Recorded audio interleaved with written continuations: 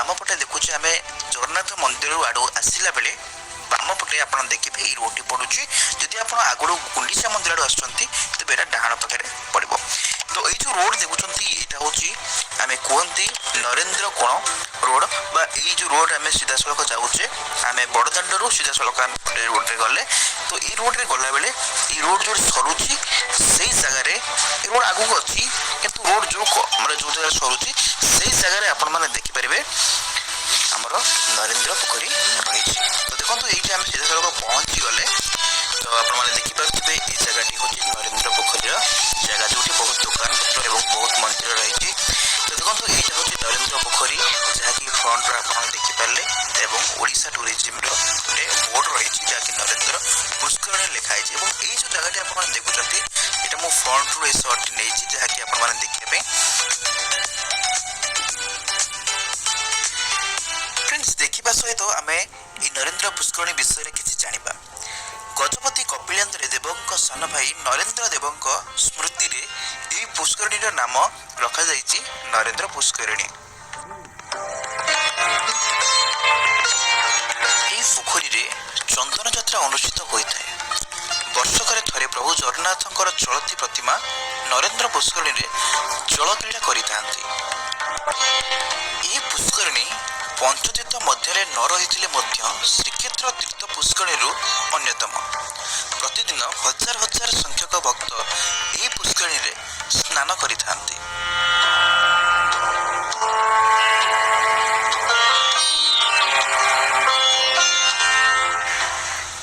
नरेंद्र पुष्करणी आग सामने ठिया होगा समय आमको किपर देखा जाए लक्ष्य करतु पूरा सीधारे आम ठिया कमकुट किपर देखा जाए लक्ष्य करतु पूरा सीधारे आम ठिया देखो किपर आम देखा कि चारिआडे जलमग्न पोखरी रे मझिरे देखुं मंदिर टे रही खाली गोटे मंदिर नुहे तो पछाड़े छोट छोट मंदिर कलाकृति कमकुट जहाँ देखा बहुत आकर्षणीय लगी था।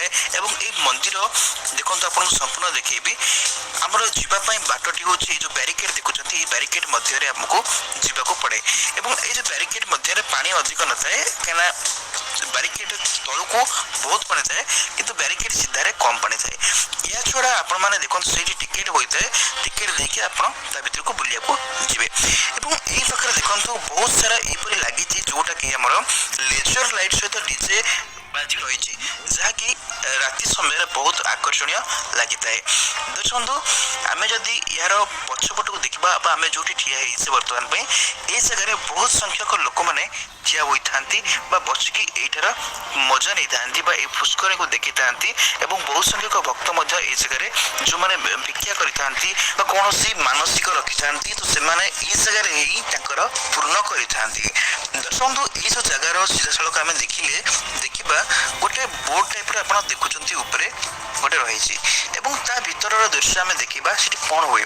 दर्शक आपड़ जो कार नहीं आसती कि बैक नहीं आसती यही जगह अन्य लोक मैंने बसा उठा करते सहित एठारे बहुत संख्यक पंडित माने हूँ कि पूजारी माने हूँ बहुत संख्यक लोक ये बसिकी ये जगार अनुभव एवं करते।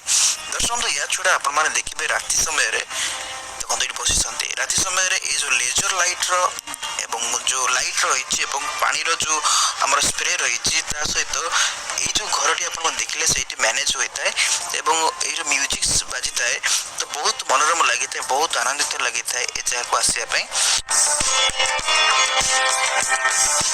फ्रेंड्स कहुए स्वर्गद्वार को जो मैंने शव संस्कार करने आसी शवदाह करने आसी शवदाह पर समुद्र में थे गाधेबा स्नान करने आसी नरेंद्र पुष्करणी स्नान करने पर महाप्रसाद सेवन करने सहित से घर को फेरी था रही परंपरा गोटे बोली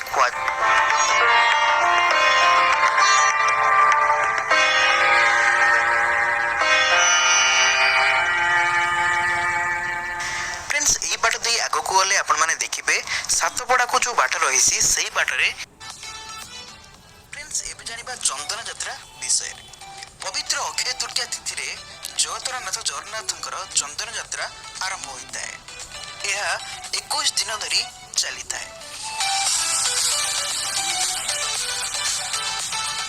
चंदन ଯାତ୍ରାରେ ପ୍ରଭୁ ଜଗନ୍ନାଥଙ୍କ ପାଖରେ ଦୁଇ ପତ୍ନୀକୁ ଧରି ସେ ଯାତ୍ରା କରିଥାନ୍ତି। ଜଗନ୍ନାଥ ମଝିରେ ଥାନ୍ତି ଏବଂ ଗୋଟେ ପାଖରେ ମା ଭଗବତୀ ଲକ୍ଷ୍ମୀ ରହିଥାନ୍ତି ଏବଂ ତାଙ୍କର ବାମ ପାଖରେ ମା ସରସ୍ୱତୀ ରହିଥାନ୍ତି।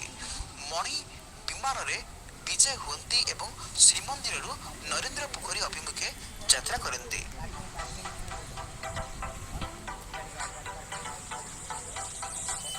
ଏବଂ ତାଙ୍କ ସହ ଶ୍ରୀକ୍ଷେତ୍ରର 5 ଜଣ ଶଙ୍କର ଯାଇଥାନ୍ତି, ଯାହାକୁ ଦିଅ।